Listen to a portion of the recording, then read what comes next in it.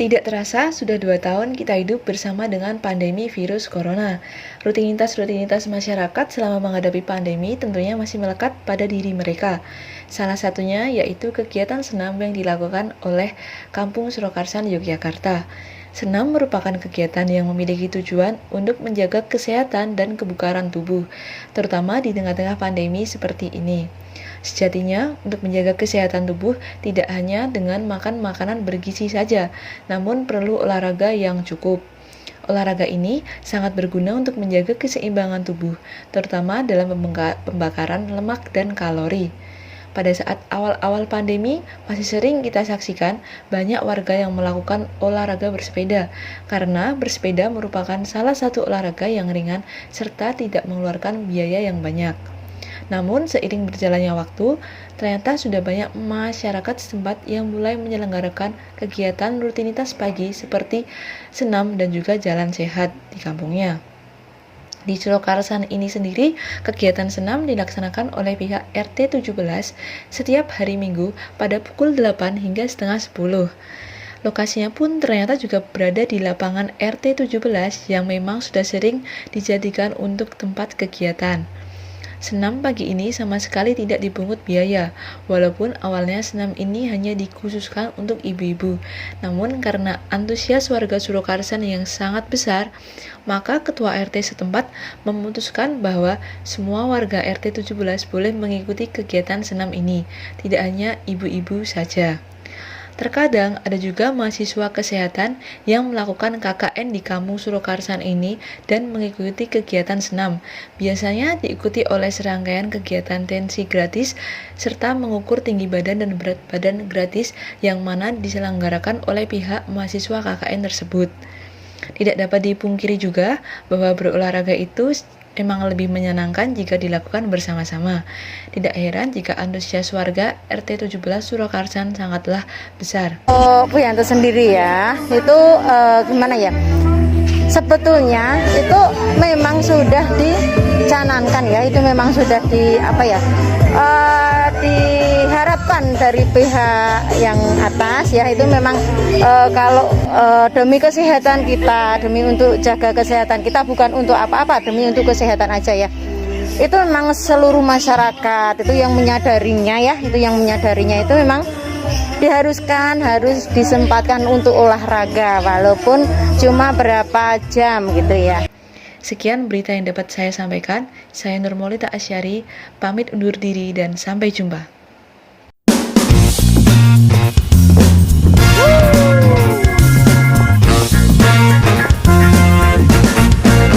Katanya semua cowok sama aja. Enak aja, kita beda Karena samponya beda. Head and Shoulders. Wow! Udah gak cocok, pulang yuk.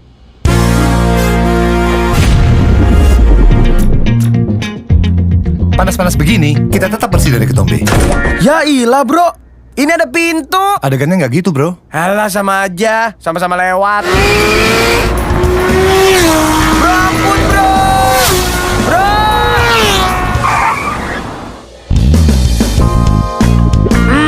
Gak bisa. Sini gue bantuin. Ya. Pakai helm siren jadi ketombean. Kalau kita sih tetap bersih dari ketombe. Ya iyalah, cowok beda gitu loh. Gimana guys? Aku udah mirip sama Jo Salim belum? Mantap. Bro, Joe Taslim bro. Oh iya. Salim nih, Salim. Nah.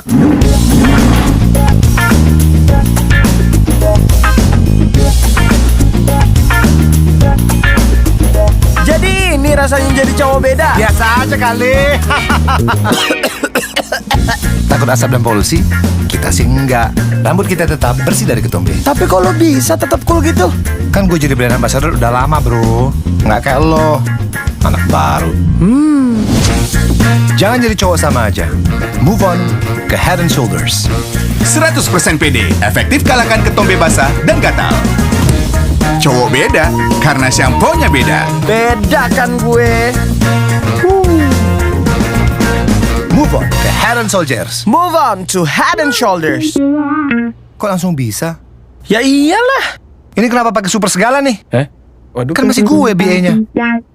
Tapi gue tetap milih Fadil sih. Iya sih. Dia lucu ya. Iya.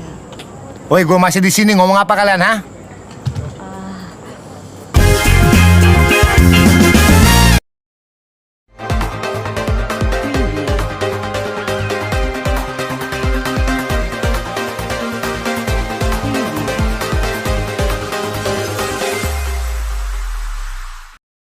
Pada tanggal 8 Januari 2023, terjadi aksi bentrok antara dua partai politik yaitu PDIP dan juga PPP di daerah Jelagran, Yogyakarta. Awal mula kejadian ini terjadi yaitu karena bertepatan dengan hari lahir partai PPP ke-50 yang diselenggarakan di Stadion Kridosono, Kota Yogyakarta.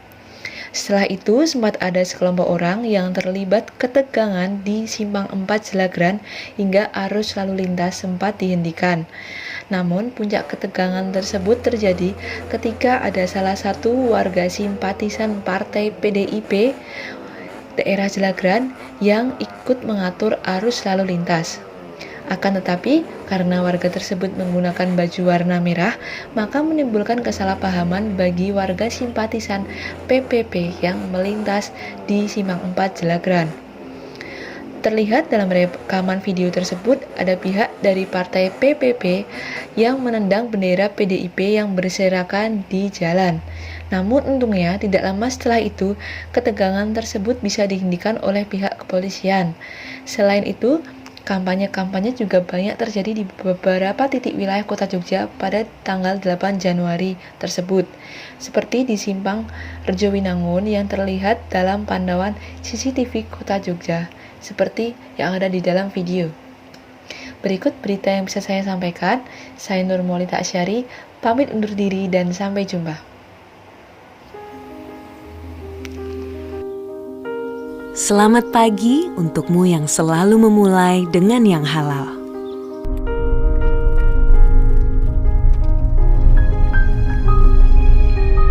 Memulai yang pertama dengan semangat.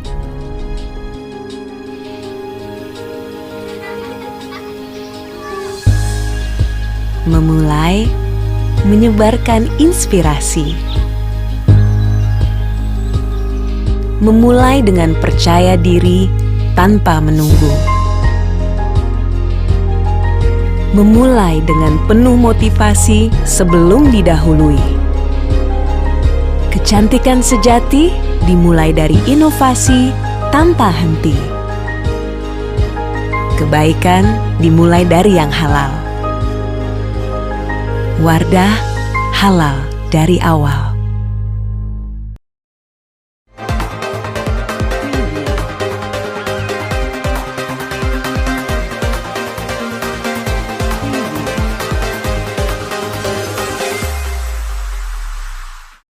Untuk memperingati hari ulang tahun Yogyakarta yang ke-266, ternyata salah satu kelurahan di Yogyakarta ada yang mengadakan sebuah event yang berjudul Wirogunan Festival. Event Wirogunan Festival ini digelar pada 22 Oktober 2022. Pada event ini, ternyata ada berbagai macam rangkaian kegiatan yang akan dilaksanakan, seperti salah satunya yaitu pawai budaya. Dalam video yang ditampilkan terlihat berbagai macam kreativitas warga dari masing-masing wilayah seperti dari Surakarsan dan juga Bintaran untuk menampilkan potensinya dalam pawai budaya ini. Tidak hanya itu, ternyata yang mengikuti pawai budaya tersebut bukan hanya dari warga Surakarsan saja, melainkan mahasiswa dan mahasiswi dari asrama yang berlokasi di Wirogunan juga ikut memeriahkan. Pasalnya, di daerah Wirogunan sudah terhitung ada 11 asrama untuk mahasiswa luar daerah. Mahasiswa-mahasiswa tersebut menampilkan kostum serta kesenian dari daerah mereka masing-masing. Selain pawai budaya, rangkaian kegiatan lainnya yang diadakan adalah Merti Kampung, Bazar UMKM, dan puncaknya yaitu Malam Pentas Seni. Antusias warga dalam mengikuti Wirogunan Festival ini sangatlah besar. Partisipasi mereka tidak hanya terlihat dalam pawai budaya saja, melainkan dalam bazar UMKM, pentas seni, hingga anak-anak muda yang bergabung dalam urusan kepanitiaan. Keaktifan mereka benar-benar sangat dibutuhkan dan dihargai pada kegiatan ini. Wirogunan Festival juga ditujukan agar masyarakat kembali bangkit dalam sektor budaya dan juga bisnis setelah keterpurukannya selama pandemi COVID-19. Rencananya, festival ini akan digelar secara rutin setiap tahunnya, mengingat antusias warga yang sangat besar serta manfaat dari festival ini bagi masyarakat setempat. Sekian berita yang dapat saya sampaikan. Saya Nurmaulita Asyari, pamit undur diri dan sampai jumpa.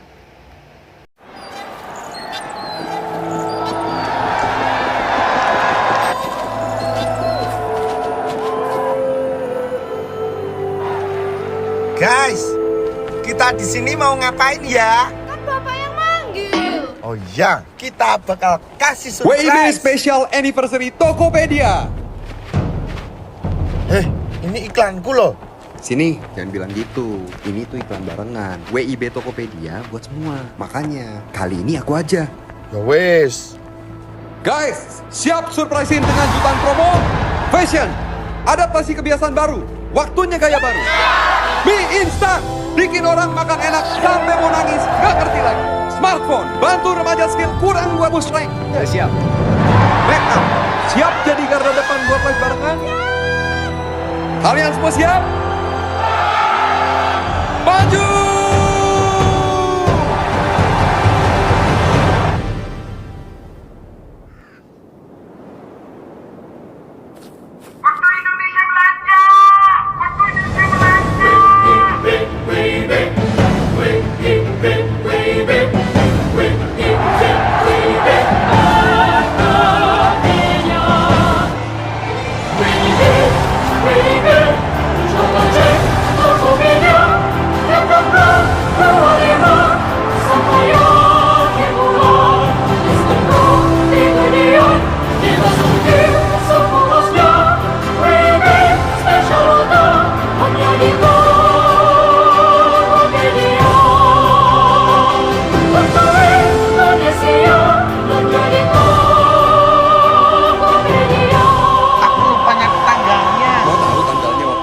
Kapan? Tanggal 25 sampai akhir bulan. Pada zaman seperti sekarang ini, gadget sudah menjadi salah satu benda yang tidak bisa lepas dari kehidupan manusia. Gadget ini juga merupakan salah satu hasil dari perkembangan teknologi. Zaman dahulu, gadget mungkin belum secanggih sekarang, dan fitur-fitur yang ditawarkan juga belum terlalu lengkap. Namun, seiring berjalannya waktu, teknologi juga semakin berkembang dan hadirlah gadget atau smartphone seperti yang kita gunakan sekarang ini. Karena tidak bisa dipungkiri kembali bahwa dengan adanya perkembangan teknologi, maka pekerjaan manusia juga akan lebih dimudahkan. Terutama jika kita mengingat bentuk gadget yang praktis untuk dibawa kemanapun, apalagi ditambah dengan hadirnya internet. Internet benar-benar sangat membantu dalam melakukan apapun, salah satunya untuk media pembelajaran. Kita sudah sering sekali menyaksikan pada zaman sekarang ini, banyak sekolah-sekolah yang menjadikan gadget sebagai media pembelajaran. Namun, perlu kita sadari juga bahwa masih banyak orang-orang di luar sana yang menggunakan gadget ini untuk kepentingan yang dinilai dapat merugikan diri sendiri maupun orang lain. Karena sejatinya kita tidak bisa mengontrol apa yang akan dilakukan orang lain ketika sudah berselancar dengan internet.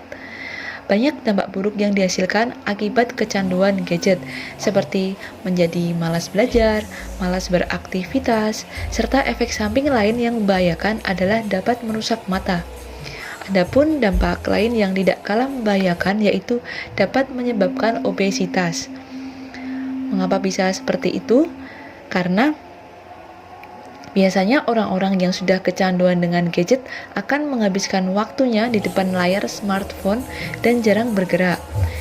Hal tersebut sangat tidak seimbang dengan pola makan mereka yang cenderung sering mengemil ketika bermain dengan gadget.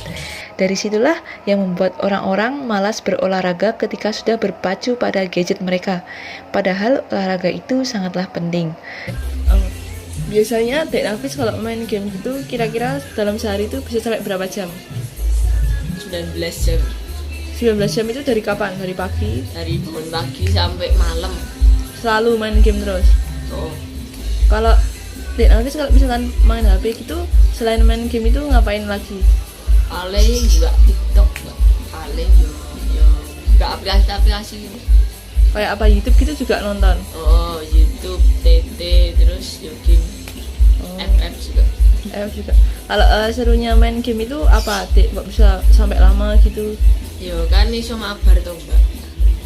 Ya terus yo iso ngilangin gabut. Mau ngilangin gabut. Kira-kira nek main game gitu matanya capek nggak? Nggak pernah capek? Sekian berita yang dapat saya sampaikan. Saya Nur Maulita Isyari, pamit undur diri dan sampai jumpa.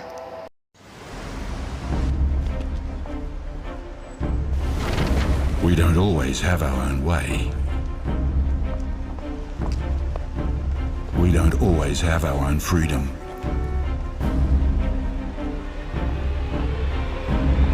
But I have my own way. This is my road. My time.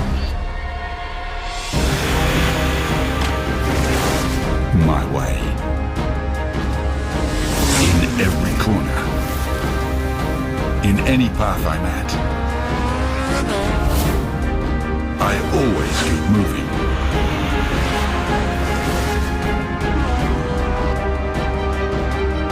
To have control. This is my life. My ego.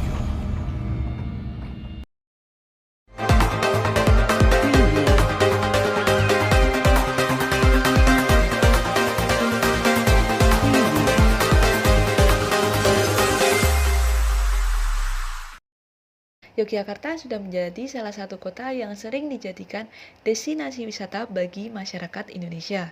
Banyaknya tempat wisata yang menarik dan juga harga tiket masuk yang terjangkau menjadikan kota ini disukai banyak wisatawan. Keindahan alam dan kulinernya pun sudah tidak perlu diragukan lagi. Jika kalian berkunjung ke wisata Kaliurang Yogyakarta, tidak afdol rasanya jika tidak mengunjungi wisata Telogo Muncar. Wisata Telogo Muncar ini berada di dalam satu kawasan dengan wisata Telogo Putri yang berlokasi di Taman Nasional Kaliurang Yogyakarta. Tempat wisata ini sudah banyak diketahui oleh masyarakat dan juga menjadi salah satu tujuan utama saat berkunjung ke Yogyakarta. Tidak heran saat hari libur, tempat ini sangatlah ramai. Di Telogo Muncar ini kita akan menjumpai sebuah air terjun yang berada tepat di belakang telogo tersebut. Saat memasuki kawasan ini, suasana sejuk dan asri bisa kita rasakan. Ditambah lagi, jika melihat banyak sekali pepohonan dan juga tumbuhan yang mengelilingi tempat ini, rasanya sangat cocok untuk menenangkan pikiran. Suara air dari air terjun membuat suasana menjadi semakin syahdu. Air terjun ini memiliki ketinggian sekitar 30-45 meter dan berada pada ketinggian 878 meter di atas permukaan laut. Sayangnya, jika musim kemarau tiba, air terjun di sini seringkali surut. Jika Anda penasaran dari mana sumber air terjun ini berasal, sumber mata air terjun ini berasal dari Bukit Pelawangan yang berlokasi tidak jauh dari Kaliurang. Di kawasan tersebut juga disediakan gazebo bagi wisatawan yang ingin menikmati air terjun dengan bersantai-santai dan menyantap snack. Namun wisatawan juga harus berhati-hati, pasalnya di kawasan ini banyak sekali hewan monyet yang tentunya sangat perlu diwaspadai setiap kita membawa barang, terutama jika membawa makanan. Tidak jauh dari kawasan Telogo Muncar, terdapat kuliner khas Kaliurang yaitu jadah tempe bacarik yang sangat cocok dijadikan untuk oleh-oleh. Sekian berita yang dapat saya sampaikan. Saya Nur Maulita Asyari, pamit undur diri dan sampai jumpa.